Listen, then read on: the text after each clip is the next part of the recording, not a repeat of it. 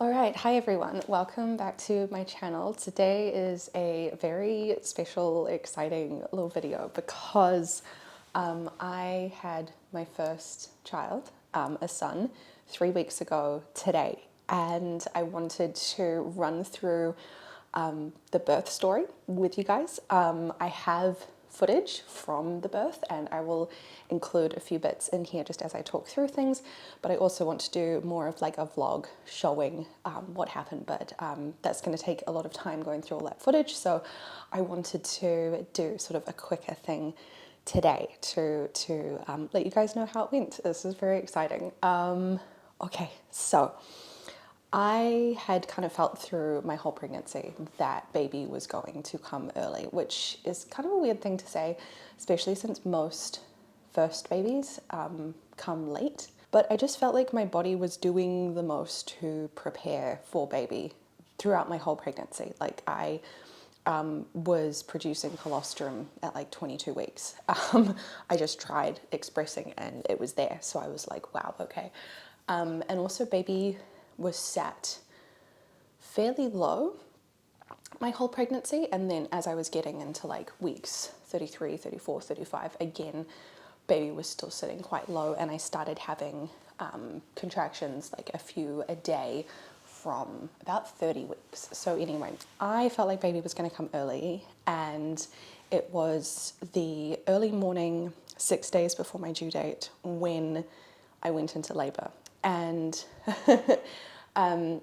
the advice that's often given to like first time mums is that, you know, when you go into labor, don't rush straight to the hospital, or for me it was the birth center, because that very early stage before labor's established can take quite a while. I was very prepared to have like a longer kind of first stage of labor, and that was kind of our plan.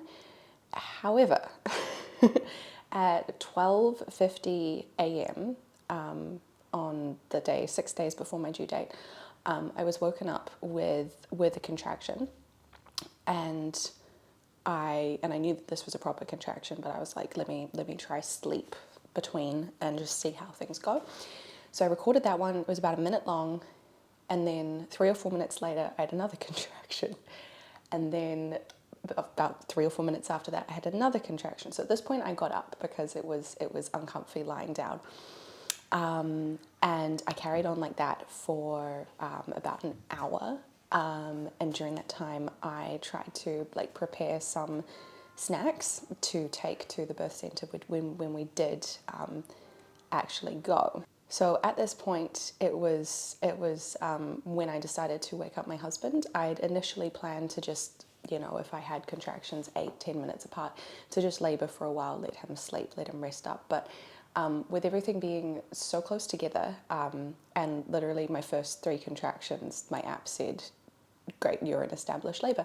I wanted to have his support there. And he said it was really, really cute because he just got woken up by me, by me saying really gently that I was in labor, and I had the music going on my hypnobirthing app that I was also using to record my contractions. So yeah, at this stage I had a little bit of bleeding. I didn't have my water break or anything, but it was still just carrying on with like minute to minute and a half long contractions between 2 and 5 minutes apart. So definitely very established.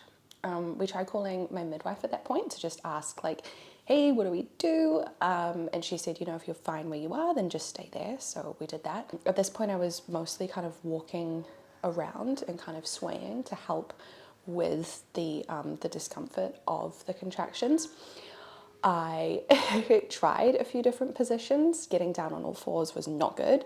We also had a TENS machine that I got thinking that that might be a good thing to use. I tried that. That was not good. And so a couple of hours in, I hopped in the shower, and I was using the hot water on my back to help with the discomfort of the contractions. Again, still really, really regular.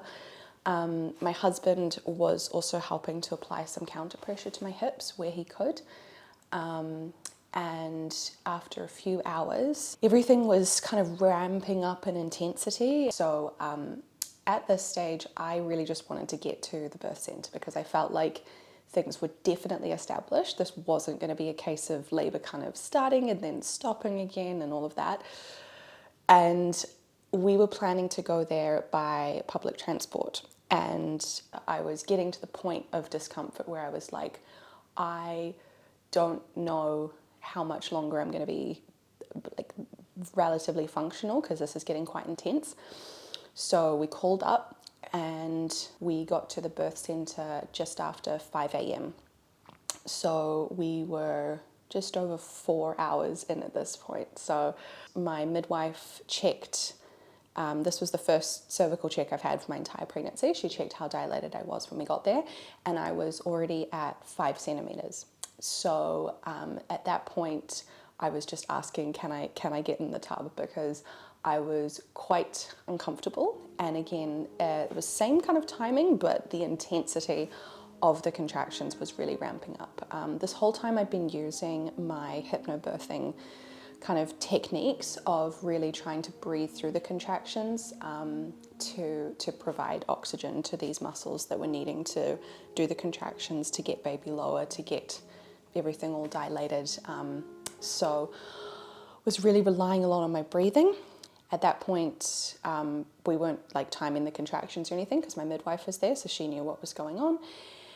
And we put on some music, and I'd had this thought like a couple of days before going into labour about how you really want to keep oxytocin flowing when you're in labour, and that really helps to keep the pain at bay and to fuel the contractions properly and all of that. And I realised that when you sing, it releases oxytocin, and my husband's a musician. I have done a lot of music prior as well. And so I was like, we should try singing through this to try and help things. So we had a little playlist, and they were quite intense. So I wasn't necessarily singing for a lot of it, but just having something to focus on. And when I was sort of doing my moaning out, a lot of the time it was kind of at the pitch of the pieces.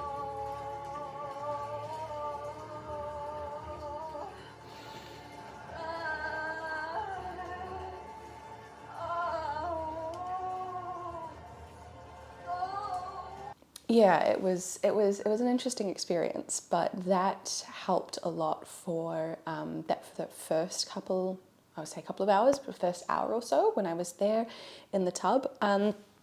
Positions wise, again, I tried a few different things. Being on my hands and knees was not good. Being kind of leant over was not good. I think I was experiencing a lot of back labor, which, I mean, it is what it is. But I ended up finding that I was most comfortable kind of sitting like with both legs kind of cross-legged, like a very kind of yoga pose, which technically has like the pelvis open like that. So sitting upright for a lot of that. I had no other pain control at this point, except for the warm water on me. And I also had combs. So this was something that I saw on a few different YouTubers' birth vlogs. But basically you're holding a comb in your hand, and the end bits are poking into your palms, and it helps to provide kind of pain in a different place, and then it distracts your body from what's going on here. And that was nice to have something to focus on. And yes, it did mean that I had tension in my hands, but I was able to pretty well keep the rest of my body relaxed through the contractions, which was really, really helpful. All of the food and water that I drank throughout labour, basically, I threw up again. It was very intense, and this is what they say when you get to transition, especially, is that you can throw up. And I'm glad I found this out. I'd only seen this somewhere like in the week prior to giving birth, but I'm glad I knew so that I didn't get freaked out. But yeah, it was pretty intense. And so I think that the pushing stage, where baby was like in the birth canal and then we were getting baby out, was probably about an hour. So I'd say that in the space of 2 hours, I went from 5 centimeters to 10 centimeters and baby in the birth canal, which just gives you an idea of like how quickly everything was progressing and how intense it was. Oh, so at some point I ended up going from being sitting upright to kind of leaning back with my legs out. My husband behind me was getting really hot because it was just so intense. So he was putting cold flannel on me, which was like amazing. I was pulling on they have like fabric hanging down from the ceiling, so you can kind of pull and provide kind of like a counter tension there. That was helping a bit, but yeah, at that stage, after that first hour, that kind of transition hour, that was really intense. I felt like I wasn't doing a great job because I kept getting told by the midwives that I need to breathe in through my nose, and I was getting a bit kind of squealy, and they wanted me to keep kind of like quite low, and it was really hard. But again, I think I had to remind myself later that yeah, I had pretty fast labor, so the intensity was really high. And it was during that time that I was mentally struggling. I didn't necessarily know that things were really progressing that quickly, and so I thought, you know, if this is going to be another like much longer time of this, like I don't know how I'm gonna cope, because it was so intense. And I kind of I said to my midwife, I was wondering like if baby was coming soon, and she said, I think so. Do you think so? And I was almost in tears, and I just said, I hope so. And looked at my husband, and I was scared. It was really intense. It was yeah. I'm used to being very in control in a lot of situations in life, and in this, you're not in control. Like your body is in control, and it was so intense. So that was a bit scary for me, but we kept going, as you do. And then at some point they were checking baby's heartbeat, and that was all good. And they did a cervical check and said that baby's head was right there. And I was so relieved at that point to hear that, like, I was almost done, you know, like baby was almost out. And I think I was just like, really? You know, almost crying. And my midwife said, yeah, do you want to feel? And so I reached down and I felt, and baby's head was like right there. And I said, he has hair, because I could feel, and it was so funny because it was like in the water, you know, I could feel the hair. It was crazy.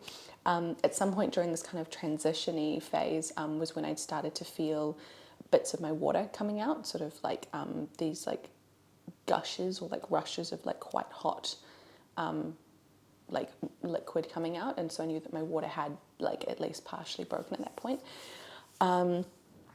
And then we got to the pushing stage, and this was a really intense time, because baby was there in the birth canal, but the crowning stage, baby kind of got to the point where you could see their head right there, and then kind of went back in. We did that probably about 8 or 10 times, and that was really intense. I got to the point where I was almost crying, just saying, I just want him to be here. I just want to get him out. And it ended up being that I had to do some kind of like conscious pushing once we got to that point, because baby's heart rate started to deteriorate just a little bit. Baby was just getting a little bit stressed. And I remember in the birth course they said that, like, first the baby's head is born, and then you wait, and then during that time between the contraction the head will kind of rotate so that then the shoulders can come out and all of this. Baby came out in one go. Like, once the head was actually born, it was just and so the midwife picked up baby from the water, and yeah, handed him to me. yeah, and I put him on my chest, and he made a few little noises. Yeah, but he was there safely after 7.5 hours of labour from first contraction to baby out, which was crazy and very intense.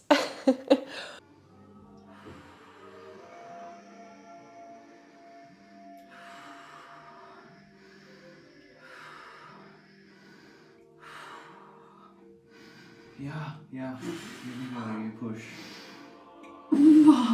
Yeah. And that's the baby. Und das war schon an der Luft. Achso, oh, das Baby. Das That's it. That's the baby. Yeah. You're Na, nach der Atmung. Ja.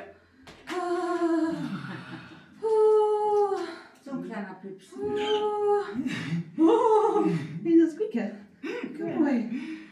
Yeah. Are you good? Yeah.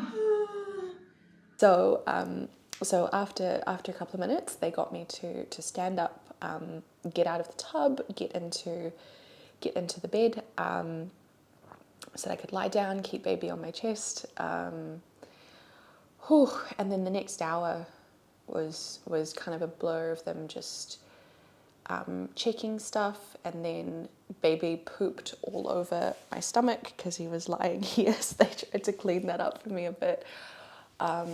And then they just let us nap there for 45 minutes, an hour. So the way that the birth centre is set up is that it's a proper queen double-sized bed, and so my husband was next to me because he'd been up also since like 1:30 that morning, and baby was born soon after 8. So yeah, but it was so nice to just get to be there. During that time, placenta was still inside, and we didn't cut the cord that whole time. So all of the blood could go back to baby, which was awesome. And then yeah, after that, they came. Had to do a little bit of pushing to get the placenta to come out. They looked at my placenta and said that it was really, really nice, that it was really good, which was awesome. I kind of said that I felt like I knew that because with all of the stuff that's been going on with us and how busy we've been, baby's done great the whole time. So I kind of knew that placenta was really strong and was providing him with everything he needed. And then I cut the cord. My husband he was like, midwife could do it, and then she asked me if I wanted to do it, so I did. And yeah, they weighed him, and I got stitched up. They did local anaesthetic. Took about 45 minutes. I was able to have a shower before that as well, just sitting down in the tub. And so after baby was born, soon after 8, we left and headed home just after 1. I was starving by this point. We'd eaten all the snacks that we had left, basically, but hadn't eaten since dinner the night before. So when we got home, where we live is basically above a pizza shop. And so my husband went downstairs and basically said, we've just had a baby. Can we get this pizza and can you bring it up to us? And they were like, oh my gosh, yes. Oh, so had pizza when we got home, which was awesome. But yeah, overall, a really positive experience. I still found it kind of crazy that we took the train while I was in deep active labor. And I think that it was a really amazing kind of trust building exercise for me and my husband. I tend to be the one who wants to be more in control and knowing what's going on. And this was an experience where I really couldn't be in control of everything, and I had to rely on him no matter what, and he stepped up amazingly, and it was just really beautiful. Recovery's been pretty good. No complications there, which is awesome. But yeah, wow. I was wondering if I was going to say anything more, but I think I can hear baby waking up, so we're going to leave it there. Thank you guys so much for joining me on this. Please let me know your thoughts down below, or if you have any other questions about this, or about the first few weeks of motherhood and recovery and all of that. And I will talk to you again soon. Bye.